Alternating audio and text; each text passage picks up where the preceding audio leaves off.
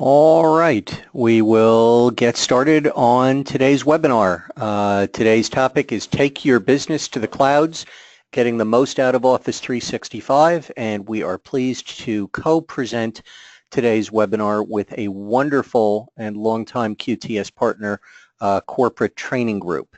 So Kathy Matthews will be joining us midway through today's event and will help make this all real for you. So a couple of administrative / housekeeping items. We are going to be recording today's event, so the audience is muted during the session itself. We will open up the phones for questions at the end of the event, and you can also type questions into the questions box in the GoToMeeting client. If you're having any trouble connecting to today's session, you can use the dial-in number as well as access code on this screen to get the audio portion, since obviously you're not hearing me if that is the case. And I said today's webinar is being recorded. It will be posted to the QTS YouTube channel along with all the content from our other quick info webinars and other educational content that we love to share with our customers, because we truly enjoy helping to develop knowledge and share it within the community. So in terms of what we want to accomplish today, and by the way, my name is Neil Rosenberg. I'm the president of QTS. In terms of what we want to accomplish today, we'll take you through a brief introduction.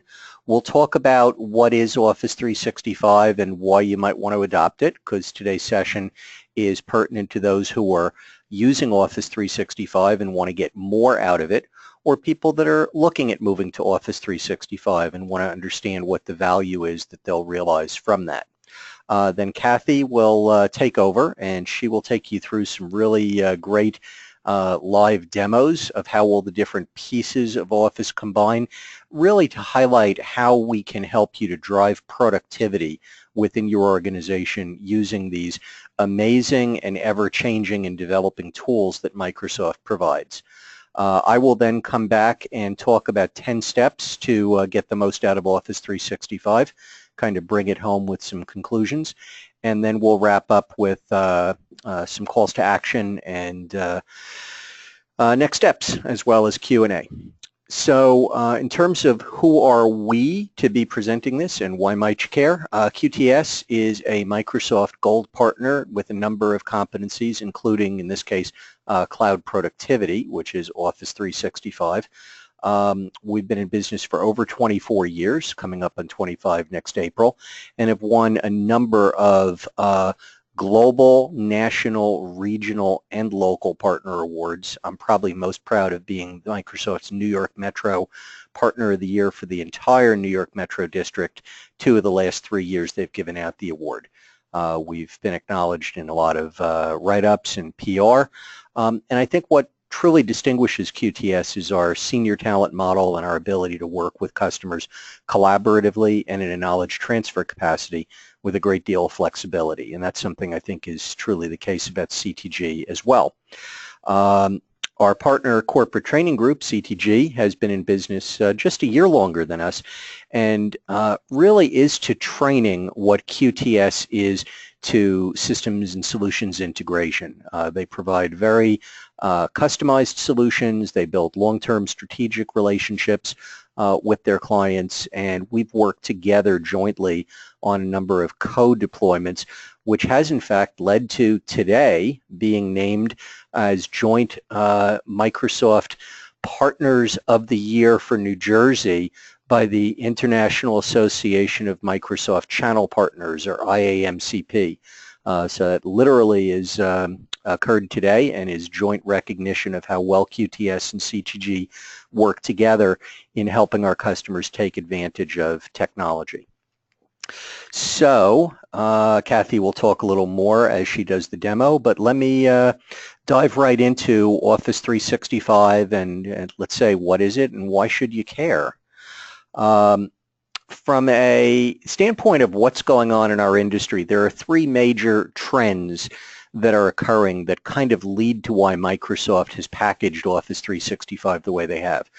First, you have this proliferation of different devices. You have desktop, laptop, tablet, phone, and even that is changing with the Internet of Things and with Xbox, which actually runs the Windows operating system, Windows 8 by default, and Windows 10 after it does an automatic update. The nature of devices is fundamentally changing and evolving, and there's more about that in the webinar we recorded to our YouTube channel about making the move, starting the move to Windows 10.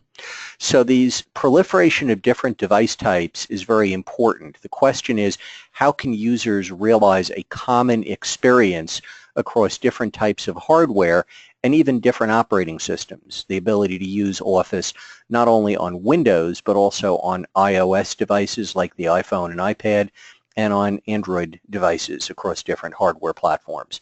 So how can we give users a consistent experience to drive productivity?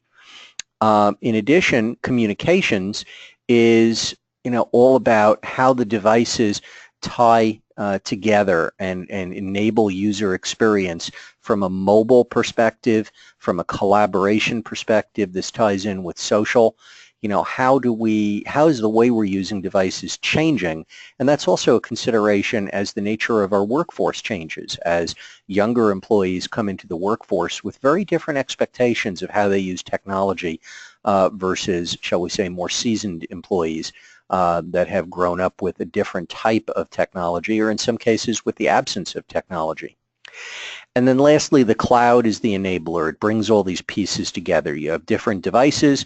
If your data is in the cloud and you are able to access it across any device and from any location, that drives all sorts of new productivity scenarios. And that's really, from Microsoft's perspective, what Office 365 is about.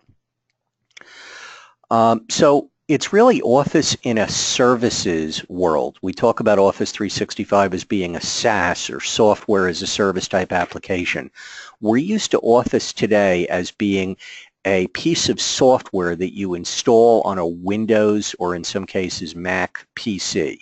And that's Office Pro Plus 2013 or 2016. Office is also licensed as part of Office 365. And in this case, we have the ability to have a great productivity experience across different devices, Windows and otherwise. And that can also be what's called a click-to-run or streamed instance of Office. So it's not installed the traditional way, but it comes down from the cloud, and it's consistent and managed from the cloud. And this is also important because some organizations want to be able to get out of managing localized installations of Office and patches and so on. So there are pros and cons to this, and this is something we help organizations to understand and make the right decisions with all the time. So you have the Office 365 Pro Plus client, which can be installed on all these different device types and enable that consistent computing experience across hardware and software. And then you have the full Office 365, which includes the back-end cloud services like Exchange and SharePoint, and that essentially enable you to store your data in the cloud and drive that productivity across the organization, irrespective of where people are, what devices they're using, etc. And so Office 365 brings that front-end user experience together with that back-end infrastructure that's needed to deliver the user experience, but does so very cost effectively. So Office 365 on the back end really consists of 5 now major pieces. The one that's driven a lot of people to the cloud and is the highest adoption is Exchange Online. And this is 99.9% the same functionality as Exchange on-premise, but by being in the cloud, you can drive down costs. A lot of organizations are happy just to get that email storage off their servers and their expensive storage area network disk to free that up for other things. Also get out of the Exchange availability and largely administration business. It's an outsourced play, and a lot of our customers have realized significant value from being able to move email into the cloud and focus the IT organization on other things that are more unique and specific to the business, which in some cases is SharePoint. And you can have a similar value proposition by moving SharePoint to the cloud, getting out of the infrastructure business, but SharePoint Online provides the same capabilities with some limitations of SharePoint on-premise, and the ability to drive that high level of productivity and collaboration both within your organization and outside it. And Kathy will demonstrate SharePoint capabilities as part of her demo. We also have the artist formerly known as Link, which is now Skype for Business Online.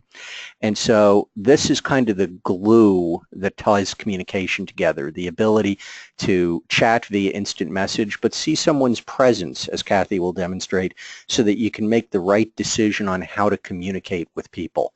And you can tie this across other organizations. It's great for organizations that are geographically distributed, but it also saves time to be able to IM someone down the hall without getting up and walking several doors down and interrupting somebody. So when used effectively, and there's some etiquette to this, Skype for Business will absolutely help drive productivity for organizations, whether they're all in one building or geographically or even globally distributed. Yammer is Microsoft's social platform, and there's some great things organizations have done with Yammer. If you do a search on Bing or that other search engine that I won't name on this webinar, for Red Robin and Microsoft, the hamburger chain, you'll see some really creative stuff Red Robin has done with Yammer, not only for internal communication with employees and flowing ideas up, but also for collecting customer feedback and bringing that back to management and helping the restaurants to be more effective and more customer focused. And then the most recent piece of this is OneDrive for Business, which is cloud data storage. Essentially, OneDrive for Business is great for the personal data, user home directories, user personal files, whereas SharePoint Online, which is the back end that OneDrive for Business uses, is where you would put the shared documents that people are collaborating on across the organization or even across organizations. So collaboration is in effect turned on by default in SharePoint Online, but can be turned on opportunistically in OneDrive. And again, this is something that we and CTG help customers to understand regularly, is what's the right positioning for each product. So these 5 back-end services combined with the Office client can really drive productivity while also driving down cost, because there's less plumbing to have to administer and manage. One of the other important points is doing this gets you out of the upgrade cycle. Now Microsoft is managing this for you. It's an outsourced play. And it allows you to keep current so that the IT organization, if you have one, can focus on things that are unique to your business, and also so that you can drive that high level of productivity very effectively and get the latest capabilities as they come out, rather than have to wait for long upgrade cycles.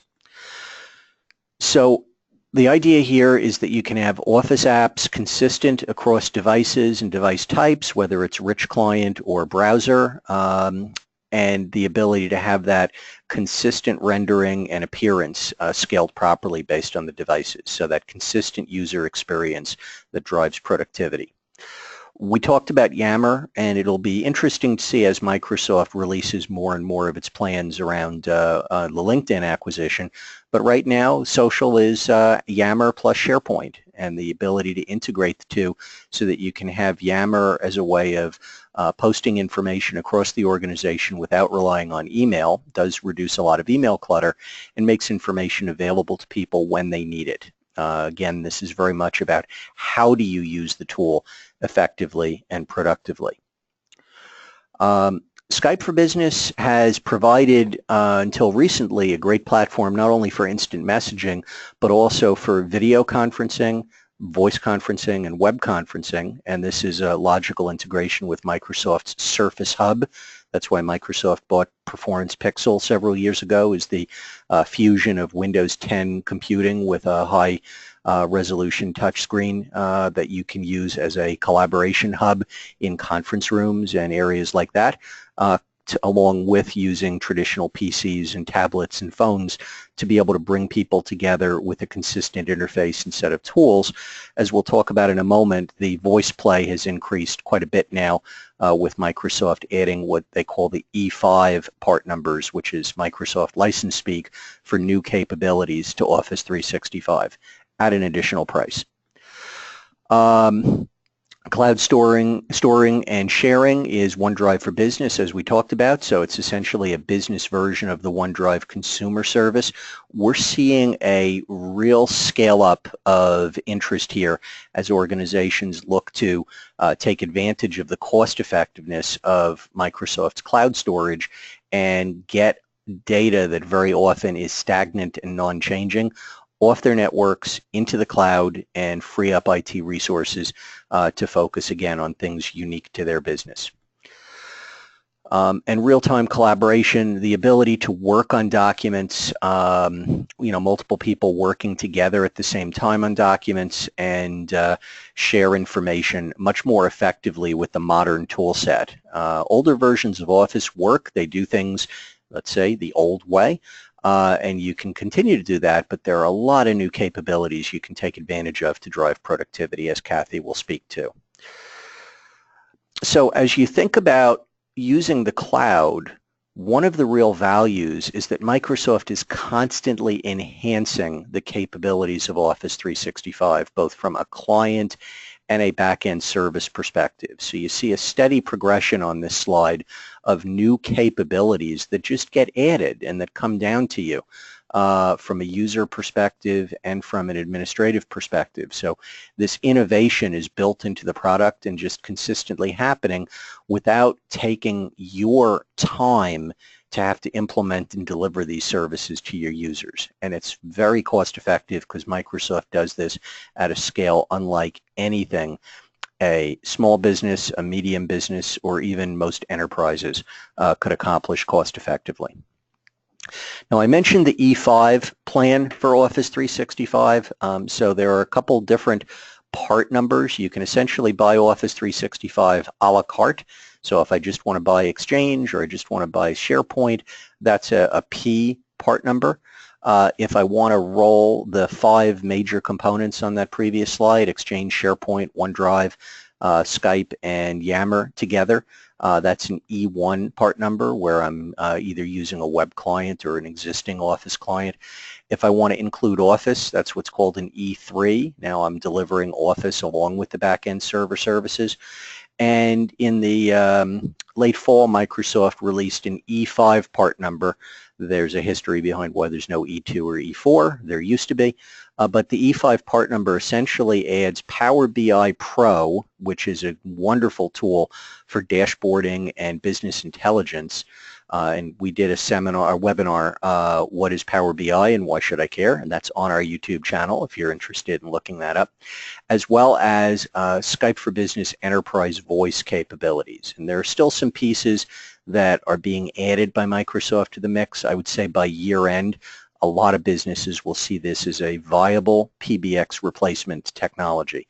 Microsoft is working very aggressively to bring voice into the fold in the cloud, which right now you can do on-premise, but very quickly Microsoft is ramping this capability up in the cloud. And there's a number of security technologies that have been added in this E5 part number that are complementary to Microsoft's Enterprise Mobility Suite, or as it's recently been renamed, Enterprise Mobility and Security Suite. And we have a webinar on our YouTube channel about what is EMS and why should I care. So these pieces all added together at a small additional cost give you a range of additional capabilities to drive productivity and security to the next level.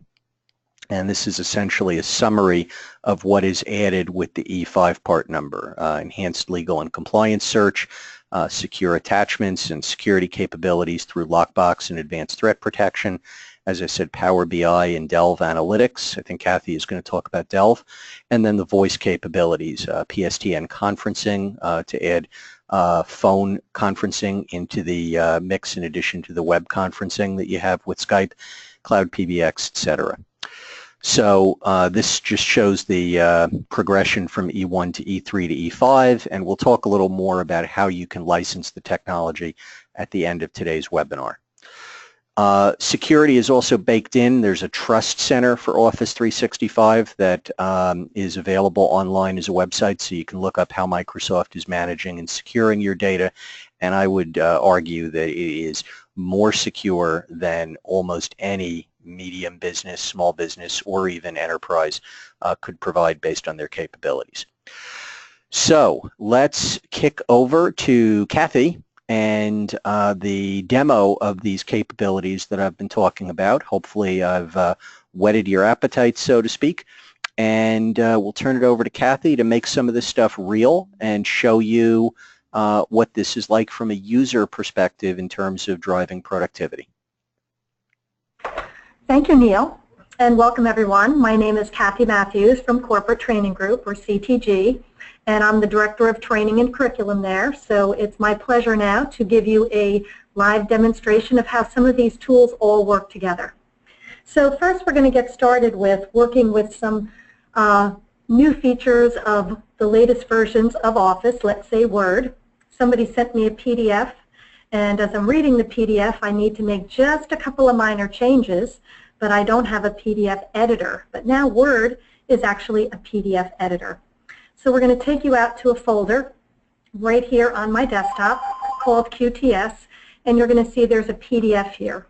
I'll do a single click and we can preview that it looks primarily like a Word document, but we do have some graphics in here as well. And what I'd like to do is make just a couple of minor changes. So what we can do now is do a right click. We can open with, and look at all of the different things we can open the PDF with. Of course, the default would be the reader, but we can also open it up with Word. So I'm going to choose this. Word's going to launch. It's going to give me some information about how it's going to do a conversion of the PDF into an editable document. And here we are, ready to start making some changes. This is all text primarily. Even when we scroll down to where the graphics are, this is a pretty great way that this is converted into an editable document. Now, because we are highlighting Office 365, one of the things I'd like to do next is show you how easy it is for me to put this document into a shareable location. So I'm using Office 2016 right here. You're going to see up at the far right of my screen, there's a share button. So as the new versions are coming out, we have the ability to get them immediately. Now I've clicked share and it says, well, I really can't share just yet unless I save it to the cloud. Remember, this is the document that sits currently on my desktop. So I'm going to go ahead and save this to the cloud, and it's going to give me some options of where I can do that. You're going to see that I have some SharePoint sites listed here. Here's my OneDrive from my personal location, and it does remember that I'm currently on my desktop. So let's go ahead and choose the OneDrive location. These are all of my documents and folders that I have currently in my OneDrive for Corporate Training Group. I'd like to put it into my QTS folder, and I'm going to call this Sharing Made Easy, and we're going to go ahead and save that. So now that this document is stored in a location that is now shareable, we're going to see that I can now start inviting people right here while I'm working in the document. So I have another computer sitting next to me, logged in as my instructor 2. So as I begin typing, it's searching for people within my environment, and we can see instructor 2 comes up. The other thing we can notice about instructor 2 is that he or she is available. So here's the presence that's integrated with our Skype. And as I'm going to send this invitation, notice that I'm going to let this individual edit the document. I want to make sure that I give the proper sharing capability. So that's great because I want help working on this.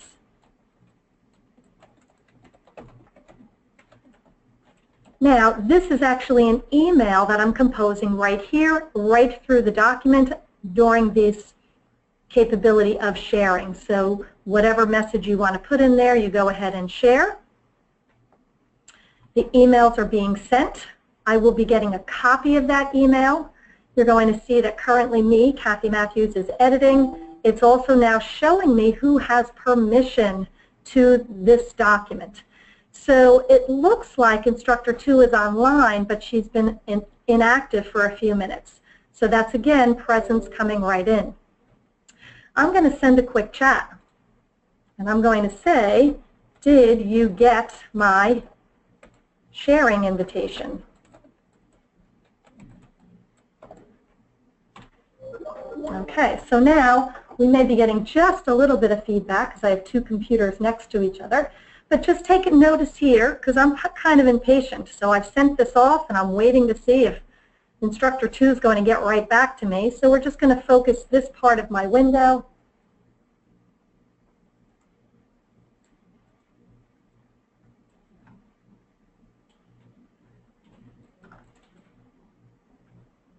Okay, so, instructor 2 got the invite. They're going to open it up now. So let's just go ahead and see how we can see once someone else actually joins me in the document. So we'll be just taking a moment for our instructor to get into this particular document.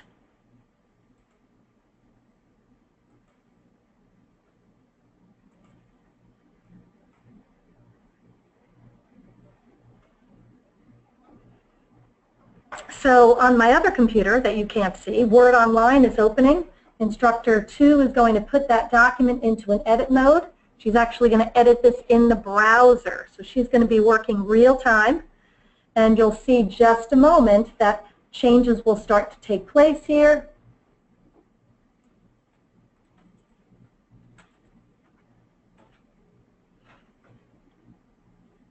We're going to see that instructor 2 is editing in real time, which means that they are editing in the browser. So how can I see what's happening? What did that edit actually have in here, and how am I going to notice it? So as we save our documents, that's where we're going to see if we're working in the actual client application, any updates that others have made as well. So you're going to see right here, and Office 2016 was just added into the document. So this really is real time. Now this is great that I was able to work with a coworker just at the moment that I needed them. I was able to tell that they were available based on their presence. I was able to start a quick chat with them just to see if now was a convenient time for us to do this work together as well. So again, instantaneous availability, that we have that capability. Now I'm going to go ahead and close the document here. We can always go back to that at another point in time. I'm going to have the instructor also close out of that document. So next what we really want to do is we want to talk a little bit more about how we would want to communicate on the fly. So we've worked together, but we decided that we're going to have a meeting and actually maybe do some screen sharing and so on. So right here from my taskbar, you can see Outlook is open, but instead of switching to Outlook, get to my calendar and start a new meeting, I can do a right click down here on my taskbar, which opens a shortcut menu that gets me right to the place I need to be, and I am going to start a new meeting. So I'm going to be inviting instructor 2. I might invite instructor 1 as well. Dana, she's usually pretty available. We can see instructor 1 is offline, instructor 2 again is available, and I'm getting all of that instantaneous information. Now I'm going to plan this particular meeting for Friday afternoon. We'll say at 2 o'clock, and we're going to work on the doc together. Now how are we going to have this meeting? So take a look at, again, the integration that we have with some of our Office tools. Here is Skype for meeting. So I'm going to say, well, let's actually plan this as a meeting that will join and we'll be able to do a screen share. So as soon as I click Skype for meeting, the link that we need to send to everyone to join the meeting is also available. One of the other wonderful tools that we have in Office 365 and 2016 version is the ability to work with OneNote. Now this is probably one of my most favorite applications for how versatile it is and the things it's going to let me do. Now, most of us, when we do join a meeting, we are jotting down some notes somewhere. So why not put them in a place that we can find them and search them later? So I'm going to include also a link here where we can take notes together. So we're going to share notes with this meeting. It's going to open up to all of my available notebooks. You can see I've got quite a few notebooks going on here. I'm going to use my productivity class notebook, and we'll put it into the meetings group, and we're going to click OK. So not only do we have a link to join the meeting, we also have a link to get into the meeting notes, provided that this notebook is shared with the people that are receiving this link. So I'm going to go ahead and say,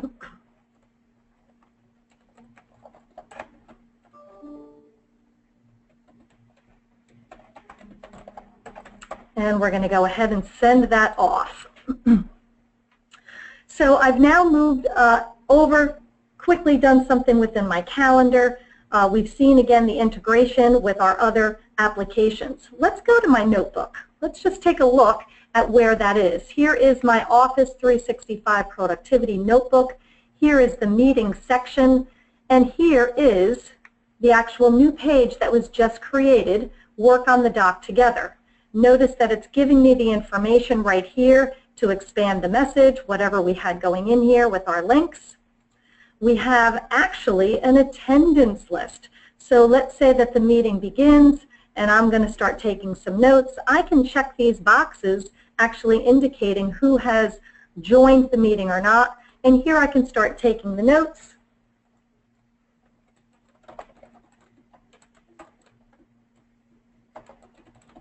Now, one of the things that's really a beautiful thing about our notebook, there isn't even a save button, even when we're working in the client application, because everything is saving immediately. So let's see some of the other unbelievably great capabilities that our notebook has. We have lots of different sections and content that I've added here already, but I don't know where I put it. Now imagine this was your paper notebook and you're flipping pages and you can't read your handwriting and so on. So our OneNote notebook has a search capability. So I had put some information in here about this new feature in Excel called Flash Fill. So I'm actually going to do a search for Flash, and it's going to show me, based on what I've typed here, across all of my notebooks. This is the one that I'm looking for, so I'm going to go ahead and switch over to this page. Now this page contains a combination of a screenshot, actually has an audio file here which I have recorded simply by, on the Insert tab, I started to record an audio, talked, and put whatever I wanted to say right into my notebook. I've also included an Excel file in here. This Excel file is stored in the notebook, and I have a link to a completed Excel file that could be sitting on my computer, or it could be out on SharePoint or somewhere else. I want to open this Excel file, so I'm going to go ahead and double click, open the file right from my notebook where I've embedded it, and we're now going to see another great feature that we have here in Excel. Now data, we're overwhelmed with data, and one of the things that makes data difficult is what we're trying to pull out of it sometimes takes a lot of time. Even if I'm trying to organize this information, I don't have it in here by last name. But I can easily take the information that's stored in one column, put it into separate columns, or even just change the way it appears. So watch how easy this is. I'm going to type Adam, I'm going to press enter, I'm going to begin typing Bruno, and Flash Fill in Excel can see what I'm doing, can see the data to the left, and is giving me the suggestion that I want to put all of these first names into this column. I press enter to accept it, come to the next column. It will follow my case as well, so since I'm putting in title case, we'll see that it will follow that as well. Is this incredible or what? This could go down thousands and thousands of rows. As long as, until it sees a blank, it's going to continue to put that information in. And it can even do something that maybe a formula like concatenate might need to do. Here I'm going to actually do some transposing and put a comma space in between. So white comma space Adam, And as soon as I begin with an M, there we go again. So this is really wonderful text manipulation in Excel made as simple as possible. That email list that we've all gotten, we need to kind of figure out what companies they are. So I can come right over here and type what's after the @ before the dot. And again, it's going to see my pattern. No matter how many entries I have here, it's going to go down the list. And I now have a new column that I can sort by to put this in company name order. And it can do some unusual things as well. Something not quite consistent. I need to pull my letters out into one column, my numbers out into another column, so I can do something further with that, and watch how simple this is. Now, when I start the next one, it's not quite sure because it's not as straightforward as these other examples. But if we go ahead and give it the first and we ask it to flash fill, which is right here on the data tab, it's going to then say, okay, you want me to try to pull out based on your original pattern. I'm going to do the same here, and my keyboard shortcut, Control-E, is the flash fill. My numbers have appeared in this column. It couldn't be easier. So again, we're getting the latest version with Office 365 as soon as it's becoming available. So all of these great new enhancements and new features are going to be available to yourself or your company sooner than it ever would be. So we'll go ahead and do a minimize of that at the moment. Now let's just take one more quick look at something that OneNote can do for us. Because this is all working across devices, and we might be taking screen captures of something that's showing up on a screen. We might not be sitting at our computer, even our laptop. Now, one of the other benefits that we have of using OneDrive is that I can now get to this information from any of my other devices or from some other device that has internet access. That's really the benefit that I find with using my OneDrive. We're going to get to SharePoint in just 1 minute, but I want you to see one additional really awesome thing. I had taken a screen capture on something that was up on the screen that basically had text in it, and it was looking to show us a YouTube video, and you're going to see that there's this recommended reading page that it's come up with. Now, it found the word YouTube right here. When I select over here, I want you to notice this is not text. I can't actually get an insertion point in here. This is an image. It's a picture with text in it. So in many cases, that's kind of useless, right? But watch what we can do with a right click in our notebook. We can go ahead and copy the text from the picture. And we're going to move to another location within the notebook, and I'm going to do a Control-V to paste. The same information is now text. This is amazing. Imagine having to retype a whole bunch of stuff. Now I have a good link here that I can use, which this was just an image before. So again, all of these different applications do something a little better than the others. So as long as we're using the appropriate application at the time, we're getting the benefit we need. Now we do want to see a little bit more with SharePoint, because at the moment I've only been showing you the OneDrive capability and some of the Office 2016 new features as well. So I'm going to move over to a SharePoint window that I've already opened up here. And the benefit of SharePoint over OneDrive is we now have much more capability. Besides just putting documents and sharing them, we have the ability to work with calendars and task lists and all sorts of additional apps that are going to help us work with our team regardless of what time zone we're in, what location we sit in, and so on. So here I have this calendar of upcoming team items that we have here. But one of the problems that people might feel when they're working with a SharePoint calendar is that they're going to navigate to a browser and they're going to be working in a browser, which is not a bad thing. But if you have the client application and you're living in Outlook, one of the advantages that we have is to actually use our own Outlook to connect this. So here's my SharePoint calendar. I'm using the calendar tab here. I'm going to connect this SharePoint calendar to my Outlook. And really what it's going to give me the capability of doing is just working in SharePoint while we're actually on our computer. So I'm going to close my calendar for now. We're currently working in the SharePoint calendar. Notice it's called the Office Productivity Class Calendar, and it's a SharePoint list. And I'm going to add a new item here. Going to say we're going to install Office 2016 on all devices. All right, so now I've just done this in Outlook on the SharePoint calendar. Let's go back over to SharePoint and see if we're going to actually see this take place. I'll just refresh my window very quickly. We're going to notice right here that the item that we added to the SharePoint calendar in Outlook actually appears for anyone within the team. Great.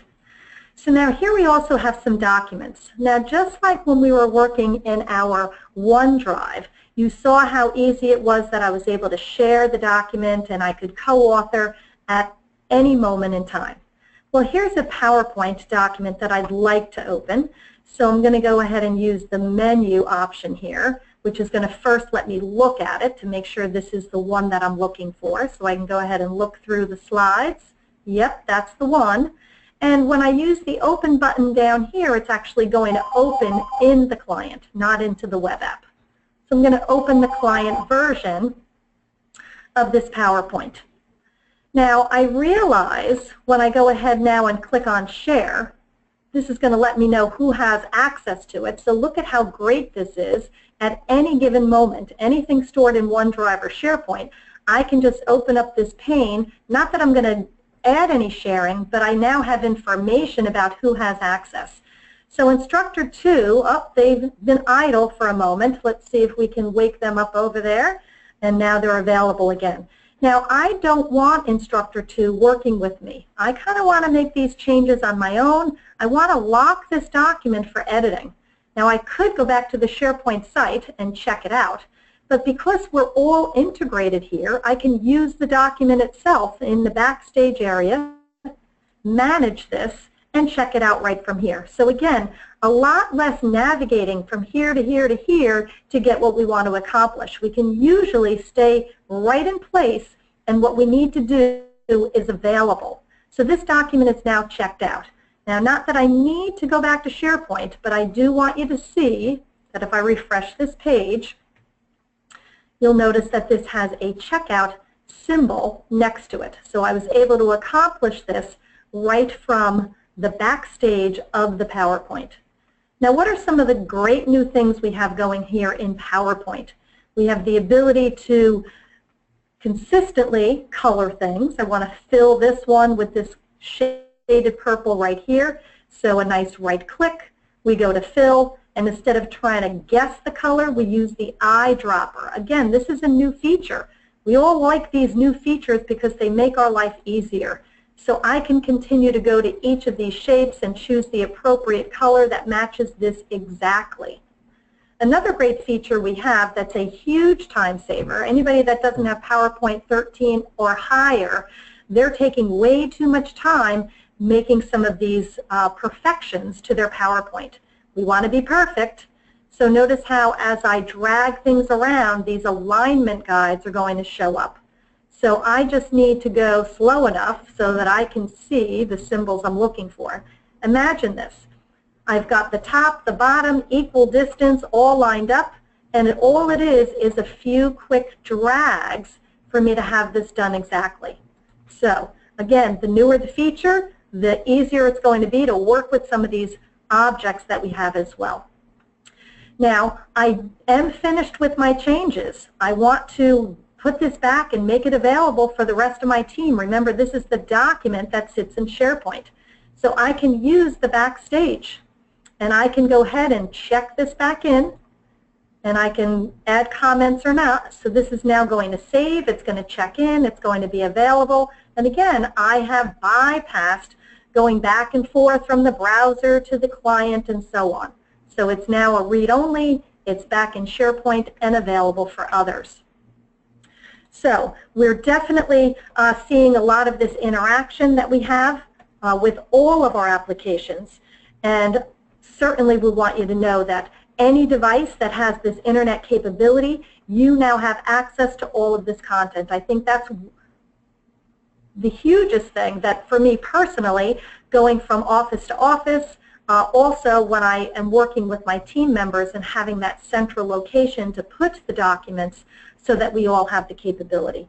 And remember, everything is versioning. So if we found that one of these documents went awry during a certain time, we can go up and take a look at what versions that document actually went through. So you can see this is the latest one that I've just created, but there are previous versions that can be restored. So there's also that extra layer of security or safe where I feel a little more secure that nothing is going to be lost or that somebody's going to make an edit that's going to impact the document, that we can go back to these previous versions. So with all of that being said, I am going to turn this back over to Neil. I know he needs a little bit of time to walk you through a few more information slides, and then we're also going to take questions if you have them.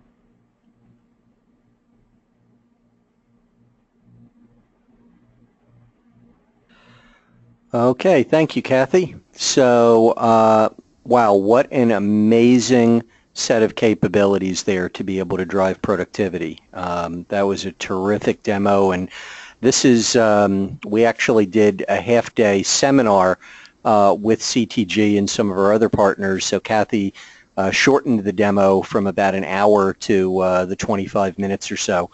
There's just so much more behind that, and really encourage everyone to talk with us about how we can help you realize these kind of productivity benefits together as a team for your organization.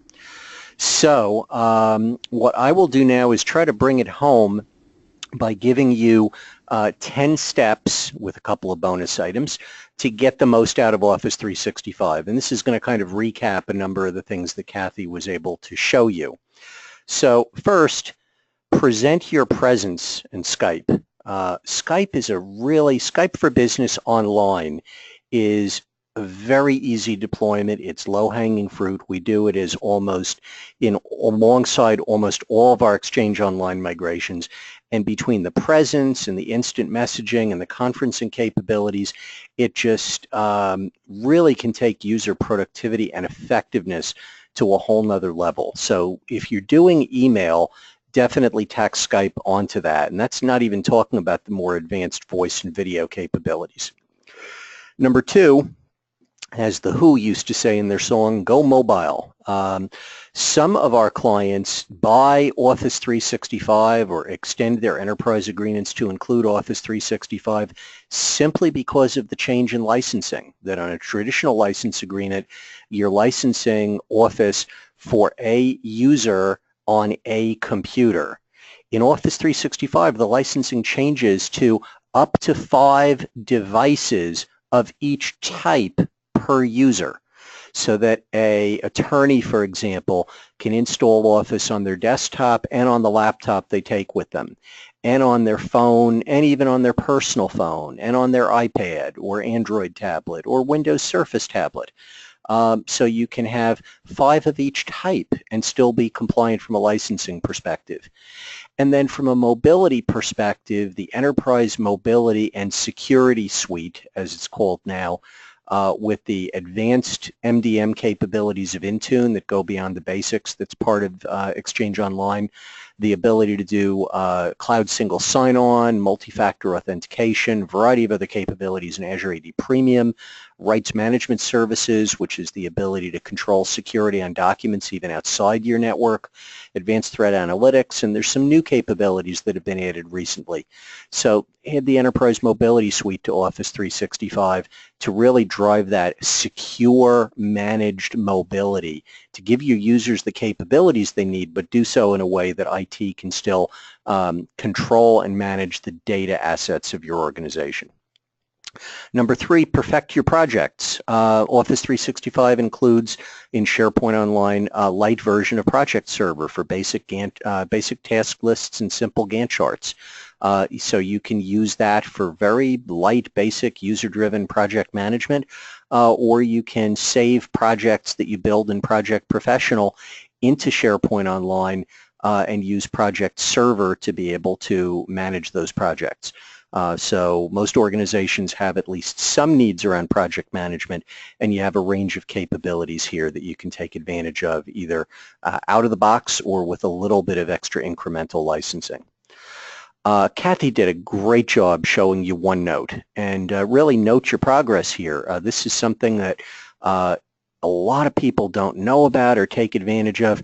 I put all my notes into OneNote, and even when it's handwritten, I scan them and save them as image pictures, so that when I go to an account visit, for example, I have all my prior notes and information about that customer available to me. And it can work across all the different device types, as Kathy demonstrated. So this is really powerful stuff. In fact, we also use, as you would expect, Microsoft Dynamics CRM as our customer management system, and we have OneNote notebooks linked to CRM. So those notes are actually not just for me, but shared across my organization, so that we have organizational knowledge rather than individual pockets of knowledge. Delve into your data. The Office graph fabric that ties together the pieces in Office 365 empowers Delve Analytics. So Delve can essentially help you to find data and documents that are pertinent to you, essentially what's trending, what's relevant for your data, much like an Amazon.com may suggest products based on past purchases. Delve will suggest documents based on other documents you've opened recently, or emails, or spreadsheets, or any of the content that's in Office 365. And it auto-populates that and learns from your behaviors, but also you can't see things you don't have rights to. So it honors the security rights within Office 365. Number 6, ride the wave to SharePoint adoption. We spend a lot of time with customers around SharePoint, helping them understand how to drive successful deployment. And a lot of people complain to me that, yeah, we tried to roll out SharePoint, but nobody really embraced it. We kind of use it in some basic ways. We stood it up in IT, showed it to users, but they didn't want it. The key to getting value out of SharePoint is driving ownership within the organization. And, we do this as part of our quick design process of designing and planning SharePoint environments. We ask customers to identify key users. We involve them from design through testing, through training. These people become your evangelists, drive adoption, and ultimately the content managers within departments or work groups in your organization. So working together, QTS and CTG can help you to realize that value from SharePoint. And go beyond the basics of just intranet and collaboration sites. There's so much you can do from the standpoint of taking advantage of SharePoint. And as I'll talk about later, if you have Microsoft Planning Services vouchers, that's a way that we can engage with you to help you explore that. At no cost, out of pocket. Number 7, drive your files to the cloud with OneDrive. Utilize OneDrive for your personal storage, home drives, My Documents folders, and use SharePoint for the shared files. Not the user, home drives typically. Configure your management, reduce your storage, and it does require, like SharePoint, governance in terms of what you want to put where, and training for users. Otherwise, it can become a dumping ground. But if you have some planning that goes into that, and that's our quick design process, we can help you figure out the best way to use it, help you figure out those governance rules working with CTG, and then CTG can help you get your users up to speed to take advantage of the technology and drive productivity. Training is all about reducing the drop-off when people are given new technology and maximizing that accelerated return on investment, which is what they're great at. Number 8, get social. Utilize Yammer to drive engagement within and outside your organization, and get creative with that. Microsoft uses Yammer not just for its employees, but when they hire a new employee, they're given access to a Yammer site. Maybe the employee is relocating to Redmond, Washington, or coming across the ocean. what are local, resources that people can take advantage of for things like childcare or dry cleaning. So that's a great example of Microsoft using Yammer to embrace and welcome new employees, or the Red Robin example of connecting with customers and getting customer feedback directly into the essentially menu creation, their product development cycle. Really powerful stuff. Number 9, go with the workflow. Go with the flow. Create electronic forms and automate workflows, things like onboarding or provisioning, expense reporting, business approvals. We work with a partner company, Nintex. We recorded a webinar with them on our YouTube channel about forms and workflows, and we'd be happy to explore that with you, especially since Microsoft has deprecated support for InfoPath, and to a recently SharePoint designer. We did a SharePoint 2016 webinar on our YouTube channel.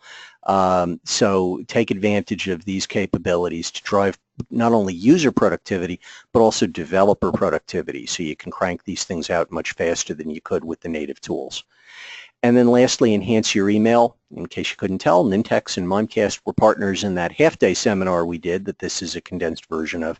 Mimecast adds a lot of value around Exchange Online in terms of giving you availability and continuity solutions. So if there's a disruption in the Microsoft cloud, you can still send and receive emails.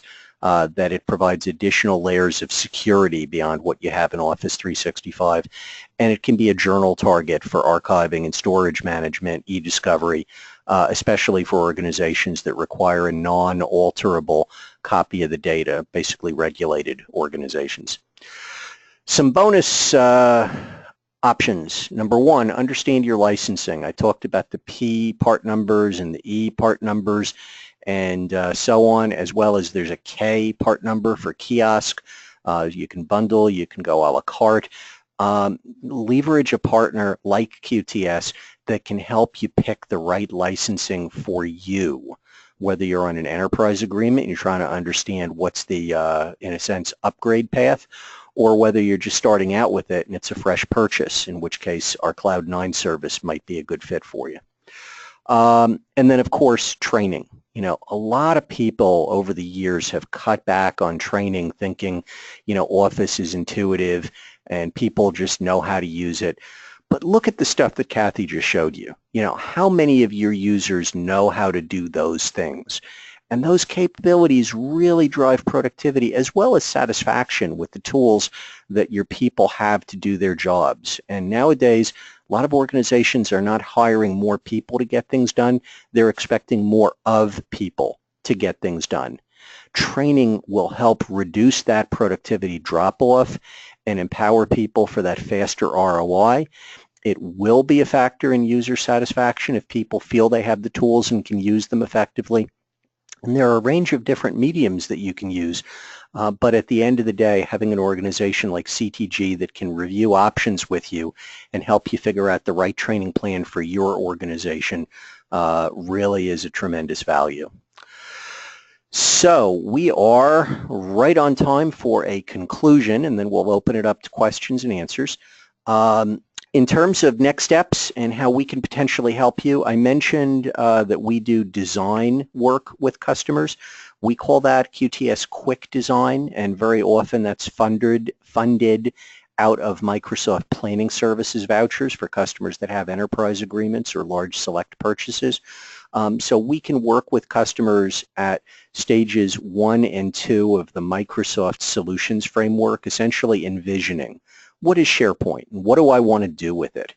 Or planning, okay, what's my SharePoint site going to look like? What's the specific design? How am I going to configure the capabilities? Now, if you want a vanilla installation and just want to get up and running with technical knowledge transfer, we have what we call quick starts. They're pilot proof of concept engagements around Office 365 and a wide variety of other Microsoft technologies. That addresses the developing stage of building out the solution, and then it can be customized further on follow-up. But these are quick knowledge transfer package service engagements that we often are able to tie into Microsoft funding. And then lastly, if you're looking for a whole lifecycle project from envisioning, planning, through building the solution, through testing, and then deploying the solution after that test wave. We call that quick deploy or quick deploy methodology. And training is a critical component through that, and that's why our partnership with CTG is so valuable to a lot of our common customers. So we have offerings that run across the life cycle of deploying technology following Microsoft best practices with their solutions framework. Now also for Office 365, we've recently introduced Cloud.9. This is QTS's managed service in which you can obtain your Microsoft licensing, but with our management services, and we can tie together different pieces. If you want Mimecast email security or Nintex workflow or Skykick backup, or you want to add the enterprise mobility suite, and some of your users need E3, but some need E1 or P2, we can essentially build a custom offering for you, wrap it all together, help you with implementation, and then provide an ongoing managed service. So that's our Cloud9 for Office 365, and if you don't own licensing for that today, then talk to us about how we can take you to Cloud9. Lastly, next steps and call to action. So we're happy to meet with you and do a roadmap or strategy session, help you figure out what's right for your organization. If you have planning vouchers, you can use them with us around our quick design offerings. Or if you have training vouchers, CTG takes training vouchers that can be used for technical or in some cases end user training. And we have our quick start offerings that can help get you up and running for pilot and proof of concept engagements. We've got a variety of webinars. We run about every other Wednesday, so check qtsnet.com/events for the schedule. We have some webinars involving Citrix and Mimecast and some of our other partners coming up this summer.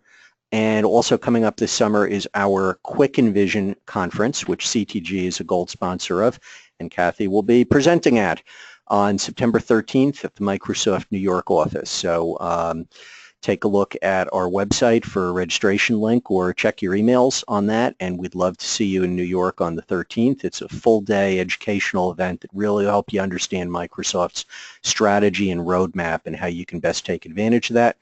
And then stay in touch with us through Twitter at QTSNJ, LinkedIn, please follow us, and visit our YouTube channel and subscribe to that so you get updates as we post new content across those sites. Kathy, I don't know if you had any other call to action or specific call out from a CTG perspective. A lot of this is in partnership, but I'll let you jump in if you do. And otherwise, we are at the question and answer stage. So I will unmute the audience, and if you have questions, please stay on the line and feel free to give them, and if not, we are calling it a wrap and you can drop off.